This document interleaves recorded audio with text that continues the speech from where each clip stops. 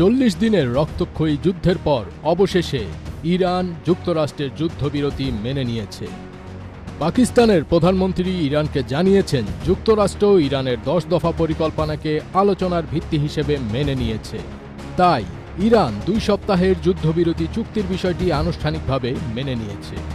দেশটির সর্বোচ্চ জাতীয় নিরাপত্তা পরিষদ বিষয়টি অনুমোদন করেছে।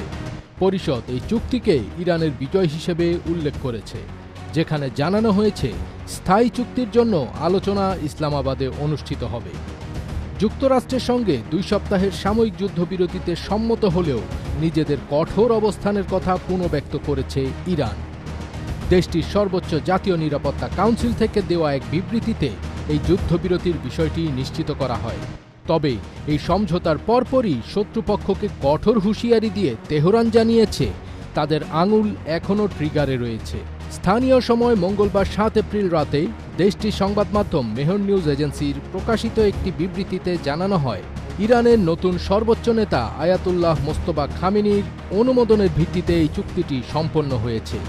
ডোনাল্ড ট্রাম্পের যুদ্ধবিরতি ঘোষণার পর নিজেদের প্রতিরোধমূলক সামরিক অভিযান স্থগিত করার ঘোষণা দিয়েছে ইরান।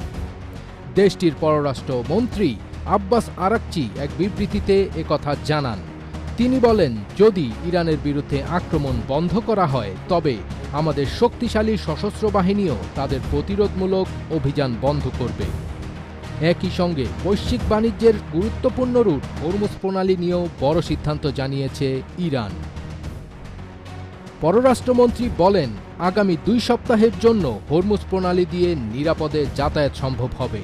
তবে এক্ষেত্রে ইরানের সশস্ত্র বাহিনীর সঙ্গে যথাযথ সমন্বয় করতে হবে এবং কারিগরি সীমাবদ্ধতাগুলো বিবেচনায় রাখতে হবে।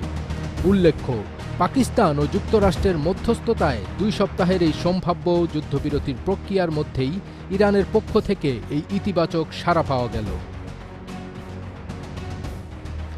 এর আগে 2 সপ্তাহের জন্য ইরানে হামলা ও বোমাবর্ষণের হুমকি স্থগিত করেছেন যুক্তরাষ্ট্রের প্রেসিডেন্ট ডোনাল্ড ট্রাম্প। তিনি বলেন, আমি 2 সপ্তাহের জন্য ইরানে বোমাবর্ষণ এবং হামলা স্থগিত রাখতে সম্মত হয়েছি। ট্রাম্প আরও জানান, ইরান গুরুত্বপূর্ণ হরমুজ প্রণালী পুনরায় খুলে দিতে সম্মত হতে হবে, এমন শর্তে তিনি এই যুদ্ধবিরতি চুক্তিতে রাজি হয়েছেন। স্থানীয় সময় মঙ্গলবার 7 এপ্রিল সন্ধ্যায় ট্রুথ সোশ্যালে দেওয়া এক পোস্টে তিনি একথা জানান। মূলত পাকিস্তানের প্রধানমন্ত্রী শেহবাজ শরীফ এবং দেশটির প্রতিরক্ষা বাহিনীর প্রধান ফিল্ড মার্শাল অসিম মুনিরের বিশেষ অনুরোধে ইরানে সম্ভাব্য ধ্বংসাত্মক হামলা ও বোমাবর্ষণ 2 সপ্তাহের জন্য স্থগিত করেছেন ডোনাল্ড ট্রাম্প।